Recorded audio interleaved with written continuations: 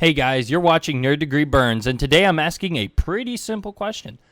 How easy is it to become president? Let's get it going.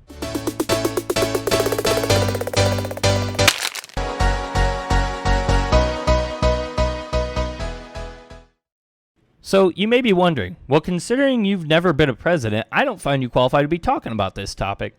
To that I say, understandable, have a nice day. Alright, so out of the 331,449,281 Americans as of the 2020 census, only 6 have ever been a president. I may not be one of them, but if we say 6 out of 331 million people make it as presidents, that means I have a 1 in 55 million chance of becoming president, which is 100 times less likely to happen than getting struck by lightning this year alone. But hey, let's work with it. Now, let's eliminate based on qualifications. Article 2 of the U.S. Constitution provides us with 3 fairly simple qualifications.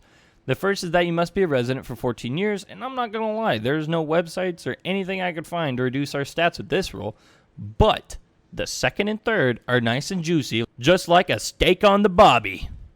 To be president, you must be 35 or older and a natural-born citizen. These two already disqualify 70% of the population, bringing my competition down to 16 million. This is going nowhere fast. Keep in mind that as of 2008, there are also state requirements, but they all involve proving your native birth. Thanks, Obama. There's also 2 disqualifications. One is we can't have held 2 terms as president prior. Thanks. And we can't be any federal official if we led a rebellion. This comes from the end of the Civil War, when most of the prior congressmen and such wanted their jobs back, but Americans were like, nah, we're good. Anyways, keep in mind as we go along, there are 2 percentages to keep track of. The first is our chances of winning the election, and the second is the chances that affect us making it to the election, considering the steps that we take along the way. These 2 will be combined properly at the conclusion of this video. With that in mind, let's break down our best strategy to becoming the leader of the free world.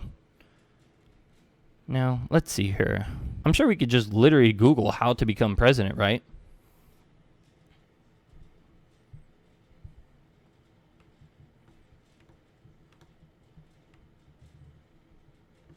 This is so confusing. Alright, the only thing useful was the "was this page helpful" button, and believe me, I left them a piece of my mind. But honestly, if you guys are curious about how the paperwork side works, be sure to check out the link in the comment section below, because they actually have a pretty cool video describing it and the whole process and stuff. There's a lot of stuff, but I'm not going to cover it, so let's move on. Alright, so our first step is to join a political party. The first of our presidents, George Washington, was actually against political parties and believed they would split the nation. And in spite of his foreshadowing, Americans love to party. And because of this, he is the only president to not be associated with one. Nowadays, it almost doesn't matter which party you pick, because we tend to go back and forth between red and blue. But if we want to win, we're going to play the stats. And out of all 46 presidents, 19 were Republicans and 15 were Democrats. The rest were other stuff, like Federalists, Whigs, and even the Democratic Republican Party. So now by joining the Republican Party, we increase our chances of winning to 41%. But this number is assuming we are ready to run. With that in mind, our first actual step is to join the military. Even though the last president to serve was technically George W. Bush, he was only in the National Guard and saw 0 combat. Before him, the most recent to serve active duty was his father, George H.W. Bush, back in World War II, which would make it seem like maybe we don't need the military step to become president.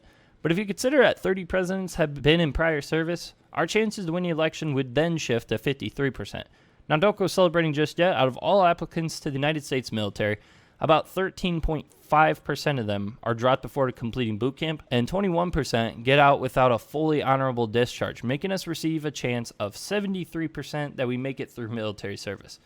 Now for step 2, school. But first, a quick pop quiz. Out of the following superheroes, who's most likely to become a president? A, the Hulk. B, Batman. C, Daredevil. Or D, Ghost Rider. Although I'd love to see Bruce Wayne as POTUS, the answer is C, simply because Matt Murdock, aka Daredevil, has a law degree. Yep, out of the 6 living presidents during the making of this video, half of them have law degrees and sprouted their political careers from that. Now, as far as which school to go to, we have to consider that with our military service, we now receive a post 9/11 GI Bill for tuition and can combine it with a yellow ribbon school to get 100% funding. And with that, we're going to go to Harvard. Although Harvard has an acceptance rate of 5.2%, it is a yellow ribbon school that has hosted 5 U.S. presidents as students, and nationally, the acceptance rates of veterans in the Ivy League schools has grown to 34%, which is a much higher acceptance rate than the 5.2% we had before. After we complete this degree, our chances of making it to the elections as a considerable candidate become 24.8%, but our chances of winning increase to 58.8%. Cool. So we made it through the military and one of the hardest law schools. What's next? Local government. Yep, that's right. You gotta walk before you can run for president.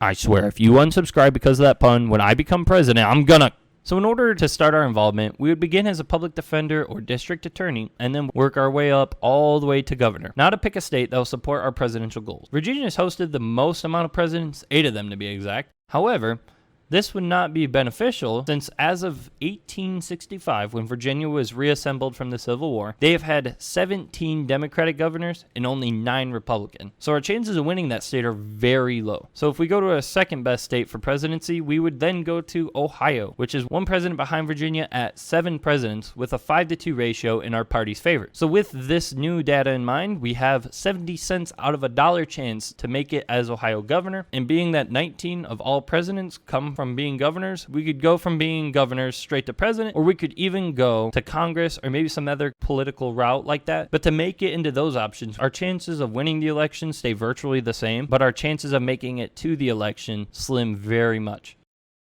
So, this concludes our steps to becoming president. Before we get our final numbers, let me break each step down. We entered the military for 4 years so we could get free college, and because 30 presidents did so. We then used our GI Bill to get into Harvard for a law degree because it'll open up a political career path, and because it brags 8 U.S. presidents. After school, we followed a fairly typical career in Ohio, from public defender / district attorney to governor, and from governor we made it to presidential elections because 19 presidents were governors prior to the Oval Office and 7 hail from the Buckeye State.